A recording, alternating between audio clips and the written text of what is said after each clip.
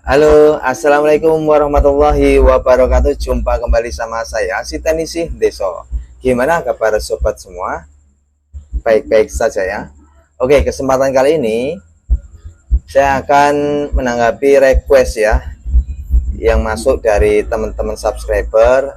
Ada yang minta, Bang, tolong bahas kasus HP per item ya. Dan kali ini kita akan bahas kasus HP Infinix ya, khususnya Infinix Hot 11 Play. Nah ini mohon maaf ya kalau terdengar suara-suara musik ya, nggak tahu terdengar atau enggak, tapi di belakang tuh kebetulan ada orang nikahan ya. Ya mohon maaf kalau berisik. Jadi kita sekarang akan bahas kasus yang sering terjadi di HP Infinix Hot 11 Play. Entah itu kasus tidak mau ngecas, kasus tidak muncul gambar, dan kita sudah di layar komputer. Kenapa? Karena kali ini saya akan menitik beratkan di jalurnya, di wise-nya, buat teman-teman untuk mengenal lebih dalam ya, skema itu jalur di komponen HP ya. Jadi kalau misalnya jalur display, jalur charging, segala macamnya itu bisa kita lihat melalui skema. Nah, saya akan mengkhususkan, jadi selama ini saya itu menggunakan yang namanya Borneo Schematic ya. Nah, buat teman-teman ini tentunya antara wajib, kalau punya dana sih menurut saya wajib punya ya. Tapi kalau misalnya belum ada budget, setidaknya ya sering nonton tutor seperti ini. Nanti saya doakan kalau sudah punya budget bisa langganan. Sebetulnya nggak terlalu mahal ya untuk langganan Borneo Schematic ini. Ada yang 6 bulan, ada yang 1 tahun. Dan tentunya sesuaikan budget. Nah, di depan ini sudah ada, oh iya, buat teman-teman yang mau registrasi atau mau berlangganan, saya sertakan ya untuk websitenya di official Borneo Schematic milik Bang Ical. Oke, ini kebanggaan ya, kalau Borneo Schematic ini kebanggaan karya anak bangsa yang sudah mendunia. Dari India, Pakistan, Eropa, benua Eropa, pokoknya sudah mendunia ini skematik. Nah, kali ini kita akan khususkan di Infinix Hot 11 Play atau biasa kodenya tuh X688 ya, ini ya. Nah, sebelum kita masuk ke kasus apa yang sering terjadi, itu kita nggak kenal maka nggak sayang, kayak gitu ya. Nah, ini saya sertakan mesinnya. Jadi ini mesin HP Infinix Hot 11 Play. Di bagian ya kita sebut bagian atas ya. Kita sebut bagian atas aja di sini ya. Di sini terdapat beberapa komponen. Ini yang bagian atas, ini yang bagian bawah kita sebut gitu ya. Kita coba ke bagian ini dulu ya. Kita akan mengenal komponen apa aja yang ada di mesin HP Infinix. Nah, ini kalau kita lihat di sini kan untuk kartu SIM ya, atau konektor SIM. Nah, di setiap mesin kayak gini itu kan biasanya blok-blok. Nah, ini blok, ini area blok, ini blok gitu ya. Nah, biasanya blok-blok itu ada berisi macam-macam. Kalau blok sinyal itu berarti blok area sinyal. Lalu ada blok CPU, MMC itu sendiri-sendiri bloknya. Nah, ini kalau kita lihat untuk di Infinix Hot 11 Play di sini tuh ada IC ya. Kalau kita lihat di sini, ini berarti ini IC PA, ini IC sinyal ya. Kalau teman-teman dapati HP-nya 4G-nya hilang, biasanya ya ini di label ACP Bahkan biasanya cuman dipanasi itu bisa. Ini ya, ini untuk area sinyal. Lalu untuk ini ada coil, ini ada LCD light ya. Nah, berarti ini IC lampu nih. AL65 ya. Menggunakan AL65. Lalu ini display. Berarti ini IC display. Nah, IC display di sini, IC lampu di sini. Ini konektor front kamera. Nah, ini ada IC WiFi. Nah, jadi Borneo ini memudahkan, memanjakan kita teknisi untuk tahu seluk-beluk HP ya, terutama di jalurnya. Nah, ini ada MediaTek. Ini power, berarti ini IC power. Nah, untuk Infinix Hot 11 Play ini menggunakan MT6357CRV. Ini IC yang universal yang banyak dipakai di MediaTek. Ini ya. Kalau di sini ada power volume ke ini pin ya, pin. Ya, ini komponen mesin bagian atas. Nah, untuk di IC power ini MediaTek 6357CRV, teman-teman menurut saya wajib punya stok IC ini karena untuk HP MediaTek ini banyak banget yang menggunakan MT6357CRV ya.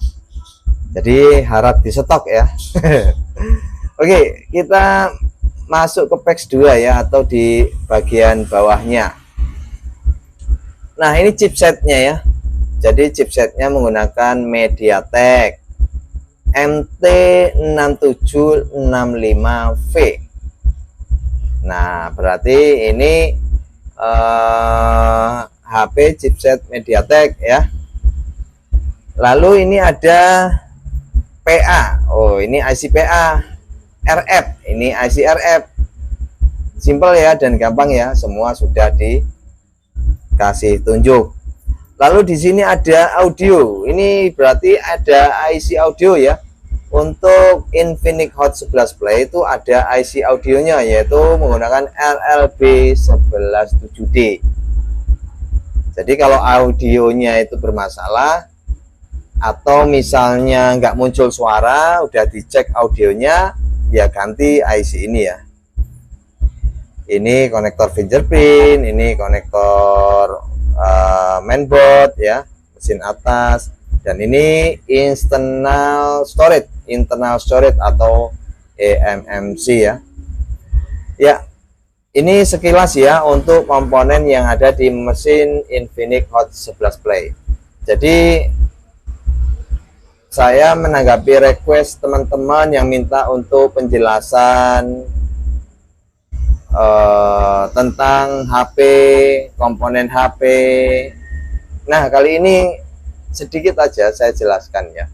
Ini gambarannya apa sih yang namanya skema. Ini khusus buat teman-teman yang baru ya, atau pemula ya. Jadi fungsi skema ya seperti ini untuk mengetahui komponen, jalur, seperti itu. Apalagi di Borneo Schematic, kalau kita klik di sini hardware solution, di sini banyak sekali. Contohnya ya, sekarang kalau misalnya teman-teman dapat kasus HP Infinix itu touchscreen-nya error, udah diganti LCD, udah ganti LCD berkali-kali masih tetap nggak mau disentuh. Nah, itu kan tentunya bukan lagi LCD ya yang rusak, karena sudah diganti masih tetap. Kita akan coba sebagai contoh ini ya, ini Infinix untuk jalur touchscreen-nya. Kira-kira itu jalur touchscreen-nya tuh kemana? Selain di LCD-nya tuh apakah ada dia itu IC sendiri untuk touchscreen seperti itu ya. Nah, ini kalau teman-teman suka materi-materi seperti ini ya bisa saya bikinkan request HP apa yang akan kita bahas ya, seperti itu. Oke, Nah, ini kita sudah masuk ke bagian jalur touchscreen-nya ya. Jalur touchscreen-nya itu kira-kira kemana? Di Borneo skematik dengan mudah kita bisa lihat ya. Ya, jadi touchscreen itu di HP Infinix itu kan gabung di LCD ya, untuk konektornya itu kan di sini.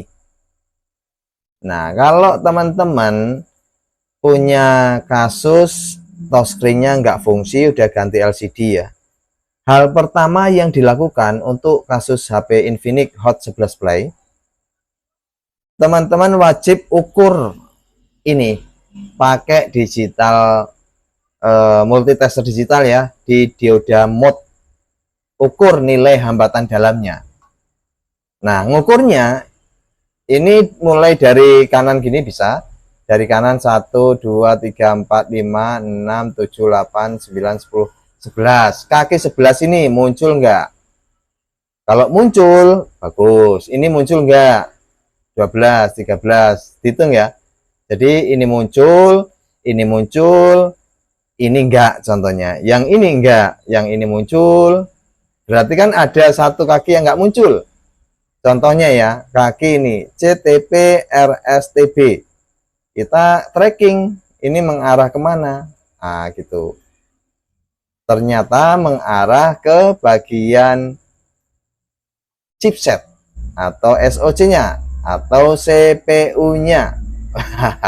Berarti solusinya rebal CPU. Contohnya seperti itu. Dan ini teman-teman bisa perhatiin. Semua jalur touchscreen dari sini itu mengarahnya ke CPU langsung. Mengarahnya langsung ke bagian chipsetnya atau CPU-nya. Jadi kalau kebanyakan di HP Infinix Hot 11 Play diganti LCD berulang kali nggak bisa, CPU-nya direbal. Seperti itu ya.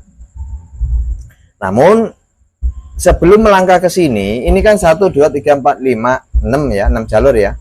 Di sini ada jalur VIO 1,8 menuju ke IC power. Cek tegangannya keluar enggak? 1,8. Ini ada VIO 18. Ini artinya pembacanya 1,8 volt ya. Nih, ini diukur. Kalau keluar ya berarti aman untuk jalur yang ke bagian IC power. Ini kan IC power ya. Jadi hanya 2 garis besar jalurnya, tracking jalurnya ya. Yang pertama, tegangannya harus keluar VTOUCH-nya sebesar 1,8 dari IC power. Ngeceknya itu di pin yang ini. Di pin kalau dari kiri 1, 2, 3, 4, 5, 6, 7. Pin 7 ya. Di ini kalau keluar tegangan 1,8 berarti aman, IC power jangan diganti. Cek ini, pasti salah satunya ada yang nggak muncul. Biasanya terjadi bad connect, efek dari panas CPU. Jadi overheat, seperti itu ya. Solusinya ya rebal CPU-nya. Nah, ini sebagai contoh untuk jalur touchscreen. Lalu kita coba di jalur ini banyak ya. Fingerprint ada, jalur kamera. Jalur kamera kita coba lihat apakah juga rebal CPU. Kalau misalnya Infinix Hot 11 Play itu kameranya error. Seperti itu. Ini jadi kita dimudahkan banget ya. Lalu jalur lampu ada. Namun untuk pembahasan kali ini saya hanya apa ya istilahnya, mengenalkan lah buat teman-teman pemula bahwasanya ini loh media skematik yang kita butuhkan kalau nanti sudah terjun ke servis HP seperti itu ya.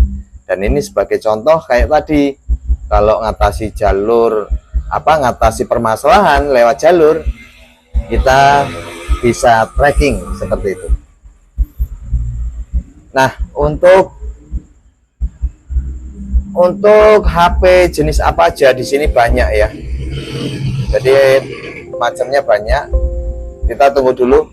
Jadi sistemnya ini online ya, teman-teman. Kalau saat buka skematik begini ya harus terhubung internet ya. Kalau nggak terhubung tidak bisa masuk karena dia ada pay server nih di Asia kita.